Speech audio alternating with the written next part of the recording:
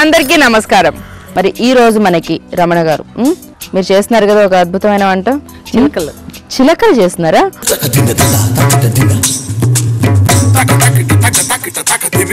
So మరి ఎప్పుడు functions లో చూసే ఆ చిలకల్ని ఈ రోజు మీరు తయారు చేసి చూపించాలి మాకు. ముందుగా చెప్పండి, దీనికి కావాల్సిన పదార్థాలు ఏంటి? పంచదార చిలకలకి కావలసిన పదార్థాలు పంచదార, నిమ్మరసం. కానీ మొత్తానికి నాకు అర్థమైంది ఏంటంటే అసలు చిలకలకి అనేది ఎక్కువ ఐటమ్స్ అవసరం లేదు, చాలా తక్కువ. మన ఇంట్లో ఉండేవే, అసలు క్యాజువల్ గా మనం ఎక్కువ యూజ్ చేసేవే. ఓకే అండి, మరి మొదలు పెడతారా? ఒక పాత్ర తీసుకుని ఒక అర్ధ సేరు పంచదార దాంట్లో పోయాలండి, అంటే ½ కేజీ.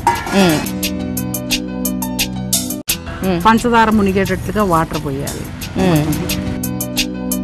అది మునిగేటట్టుగా అదే కొంచెం మునిగి నీళ్లు పైకి వచ్చే వరకు అదే చేస్తే సరిపోతుంది. ప్రాసెస్ అనేది కొంచెం కష్టమైనదేనండి, అంటే కరెక్ట్ గా పాకం వస్తే తప్పితే అది చిలకలు ఉండవు, ఊడిపోతాయి అన్నమాట. కొంచెం గట్టితనంగా వచ్చేటట్లుగా చేస్తేనే కుదిరినట్టు అండి. అదే మెత్తగా వస్తే అది కలిసిపోతుంది. అదే అందుకని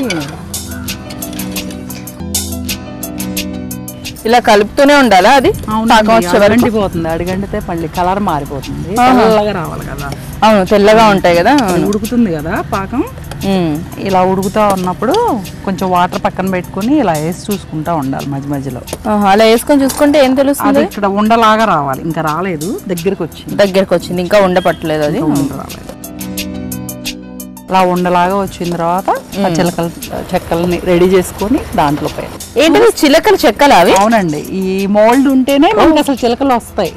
ఇంతకుముందు మీరు చెప్పారు అది చూడండి, అదిగో ఇలా షేప్ ఒకసారి ఇటీవరా. అది చిలక షేప్ లో ఉంటది, ఆఫ్ ఉంటుంది అన్నమాట. ఇదే కదా చిలక్కిటే కదా. సో చిలక ఇలా అనమాట. అది కరెక్ట్ గా ఇందులో ఒక హాఫ్, ఇందులో ఒక హాఫ్ వస్తుంది అనమాట. ఈ రెండింటిని కరెక్ట్ గా సెట్ చేసుకుని ఈ బెజ్జాల్లోంచి పోస్తే తప్పితే మనకి చిలక రాదు. అది కనుక ఇలా తిరగేసి పెట్టుకున్నాం అనుకోండి, ఒకదానికొకటి షేప్ రాదు. మళ్ళీ మనం తీసిన తర్వాత పోతాయి చిలకలు. ఇలా 3 ఎందుకు పెడతారు అంటే అటు ఇటు రెండు వైపులా చిలకలు వస్తాయి. ఎక్కువ రావాలి కదా, ఒక్కొక్కసారి వస్తాయి. అంటే ఇవి పెద్ద పెద్దవి కూడా ఉంటాయా, లేకపోతే ఇదే సైజు ఉంటాయా? పెద్ద సైజు కూడా ఉంటాయండి, ఇంకా పెద్ద సైజు కూడా ఉంటాయి. సో మొత్తానికి ఇవి అనమాట, ఇవి ముఖ్యం దీనికి. మొత్తం అంతా కూడా బబుల్స్ వస్తున్నాయి కదా. అవునండి, పాకం దగ్గరికి వచ్చేటప్పుడు అట్లా ఉడుకుతా ఉంటది. సో వచ్చిందో రాలేదో చూద్దాం, వాటర్లో చూద్దాం.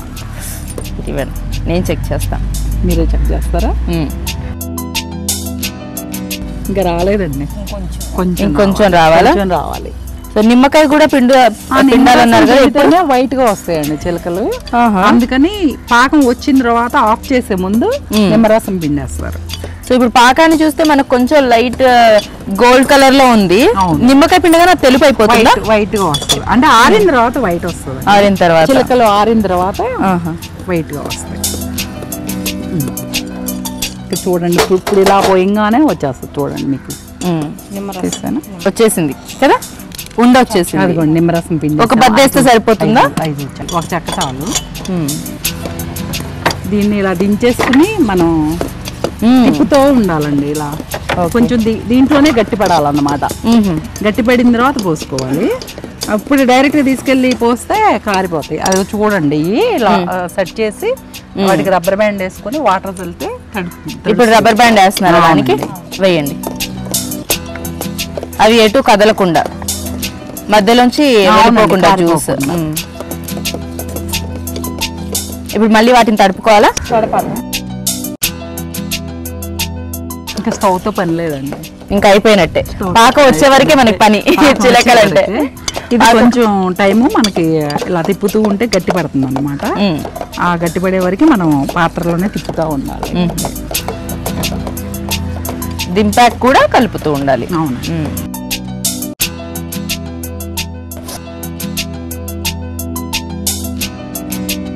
అదే దగ్గర దగ్గర చిక్కబడిపోయింది చూసారా? అవును, ఇలా అవ్వగానే మనం దాంట్లో పోసేసుకోవాలన్నమాట. ఓకే, వచ్చేసినట్లే.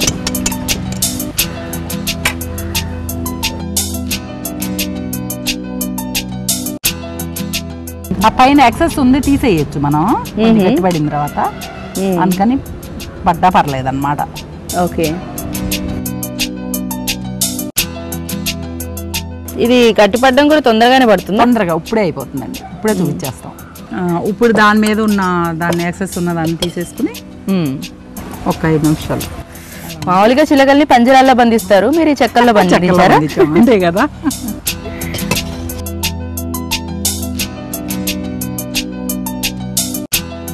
ఇది ఒక 5-10 నిమిషాలు పడుతుందా? 5-10 నిమిషాల్లో అయిపోయి. చిలకలు ఆరిపోయినాయి, మోళ్ళలోంచి ఊడొచ్చేస్తాయి. అవునా? చేద్దాం. క్యూరియాసిటీ ఎక్కువ అవుతుంది అనమాట ఉండే కొద్ది చిలుకలు ఎలా వస్తాయా అని. సో ఫస్ట్ బ్యాండ్స్ తీసేయాలి. బ్యాండ్స్ తీసేసిన తర్వాత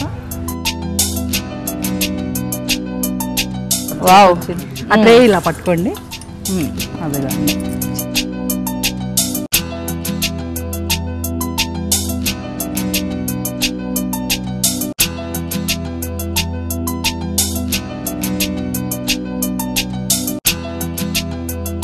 బాగుంది.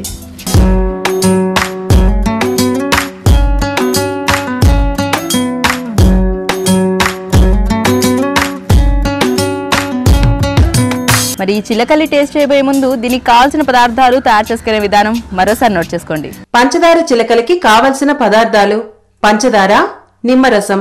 పంచదార చిలకలు తయారు చేసే విధానం: ముందుగా ఒక బౌల్లోకి పంచదారను వేసి సరిపడా నీళ్లు పోసుకొని చక్కెర పాకం పట్టుకోవాలి.